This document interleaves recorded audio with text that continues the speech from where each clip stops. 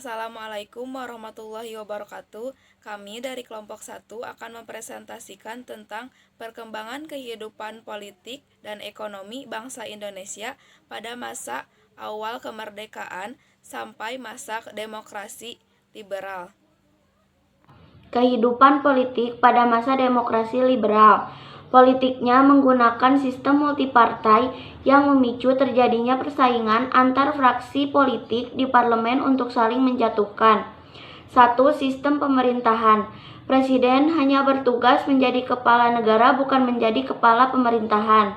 Kegiatan pemerintahan dilakukan oleh menteri.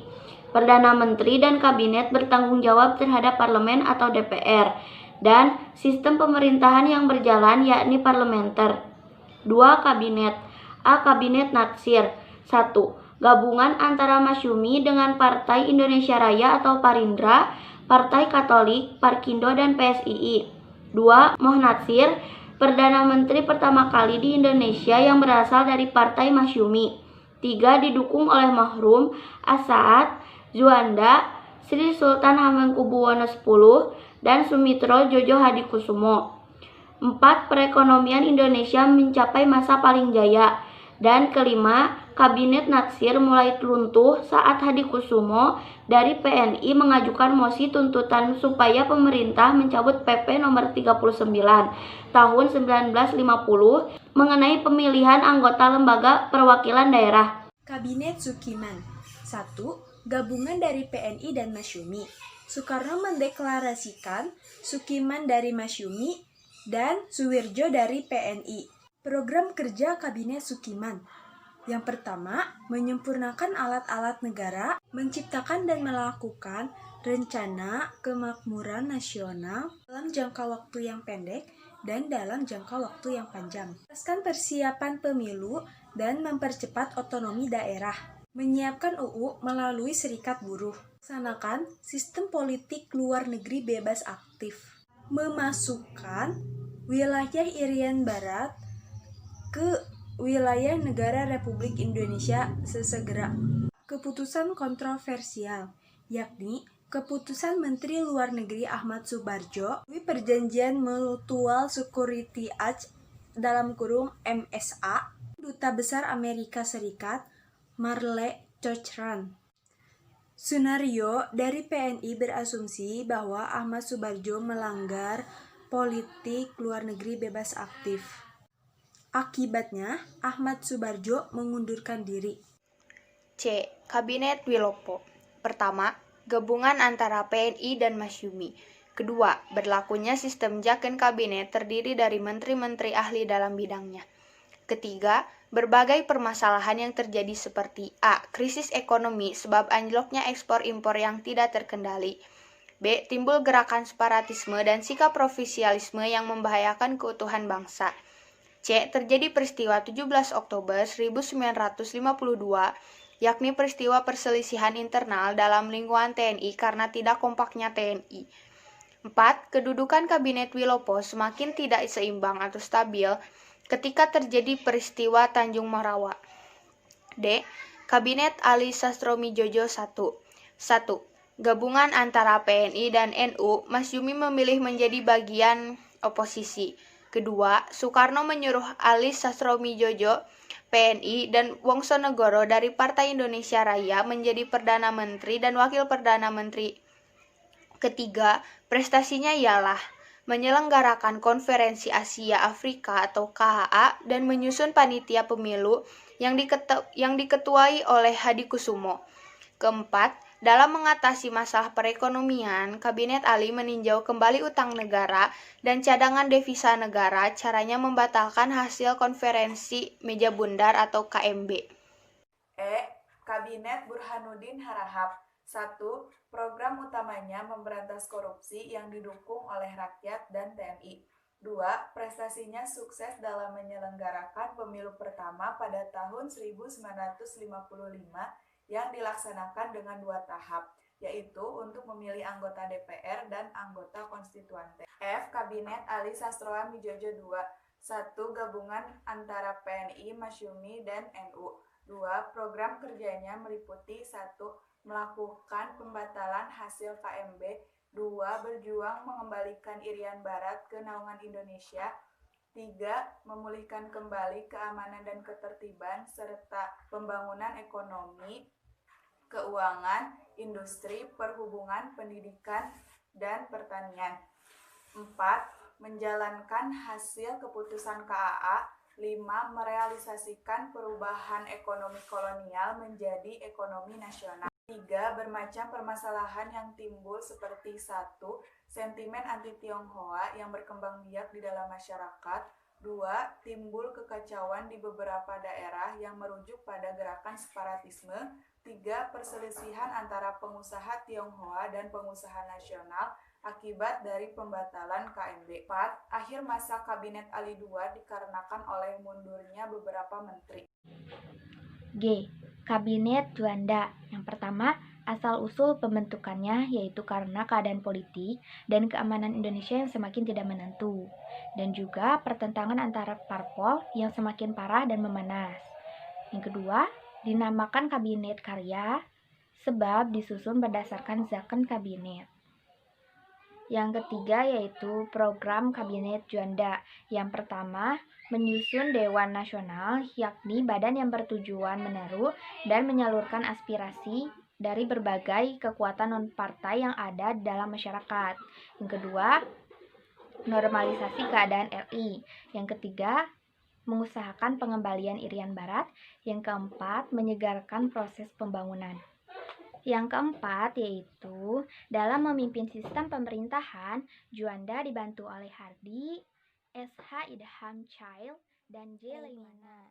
Yang kedua, prestasinya meliputi yang pertama, memutuskan garis kontinental batas wilayah laut Indonesia melewati deklarasi Juanda. Yang kedua, yaitu mengadakan musyawarah nasional atau MUNAS untuk meredam pergolakan dari berbagai daerah. Dengan Presiden Soekarno membangun PNI pada tanggal 23 Agustus 1945,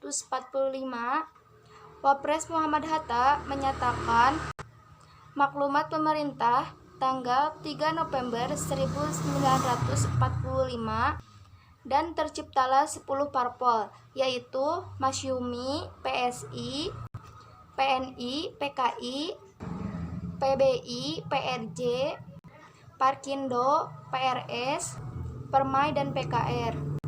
Sistem kepartaian yang diterapkan adalah sistem multipartai. 4. Pemilu 1955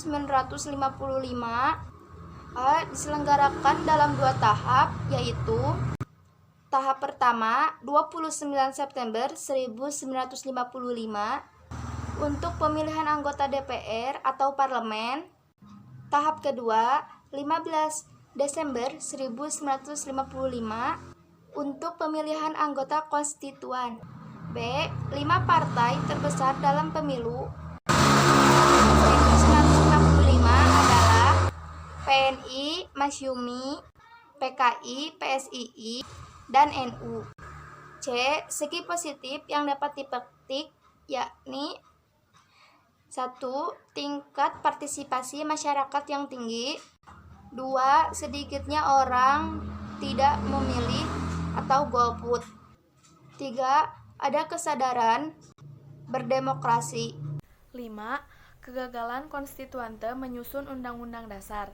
A. 10 November 1956, Presiden Soekarno melantik sebanyak 514 anggota konstituante. B.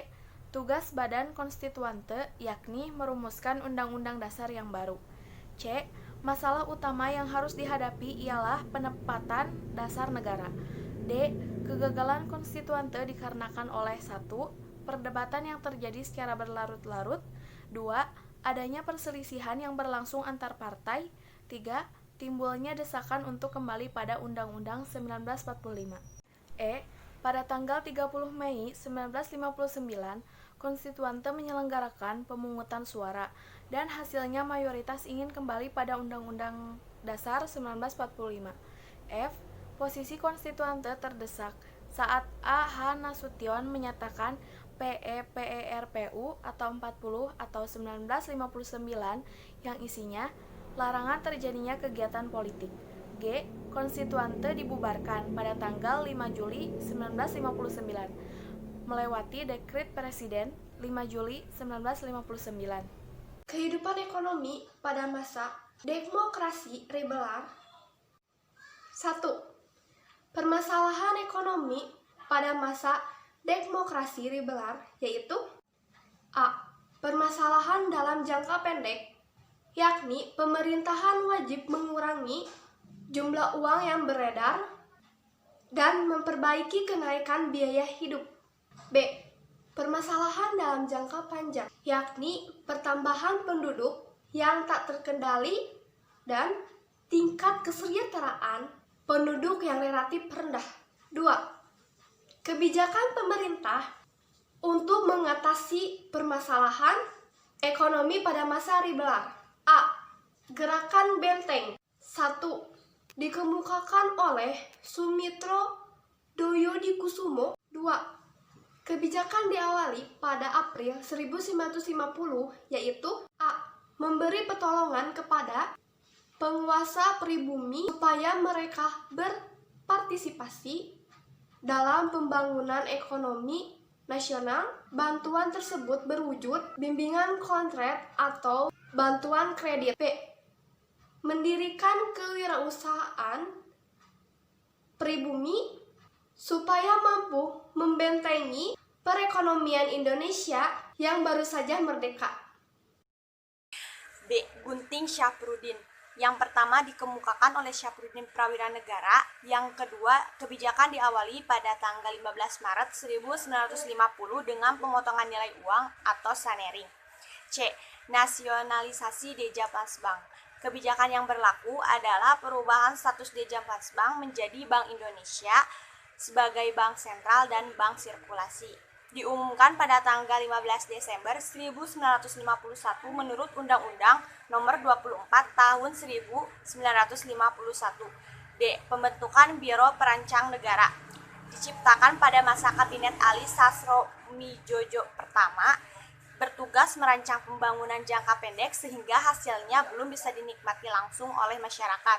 Dampak tidak adanya stabilitas atau keseimbangan politik karena masa kabinet yang terlalu singkat menyebabkan penurunan drastis ekonomi, inflasi, dan lambatnya pelaksanaan pembangunan.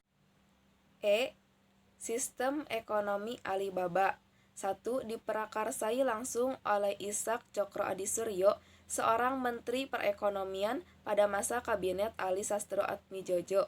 2. Kebijakan yang dilaksanakan yaitu mendorong berkembangnya pengusaha swasta nasional pribumi dalam berusaha merombak ekonomi kolonial berubah menjadi ekonomi nasional. 3. Langkah yang diambil yaitu mewajibkan pengusaha asing yang beroperasi di Indonesia untuk memberikan pelatihan dan tanggung jawab kepada TKI supaya bisa menduduki jabatan staf, membangun perusahaan negara, menyediakan fasilitas kredit, memberikan lisensi untuk perusahaan swasta nasional. Liberalisme masuk ke Indonesia setelah sekularisme masuk ke Indonesia. Karena sekularisme merupakan akar liberalisme, paham-paham ini masuk secara paksa ke Indonesia melalui proses penjajahan, khususnya oleh pemerintah Hindia Belanda. Prinsip negara sekuler telah ada dalam Undang-Undang Dasar Belanda tahun 1855 yang menyatakan bahwa pemerintah bersikap netral terhadap agama, artinya tidak memihak salah satu agama atau mencampuri urusan agama. Sekian presentasi dari kelompok kami. Mohon maaf apabila ada kesalahan dan kekurangan. Terima kasih. Wassalamualaikum warahmatullahi wabarakatuh.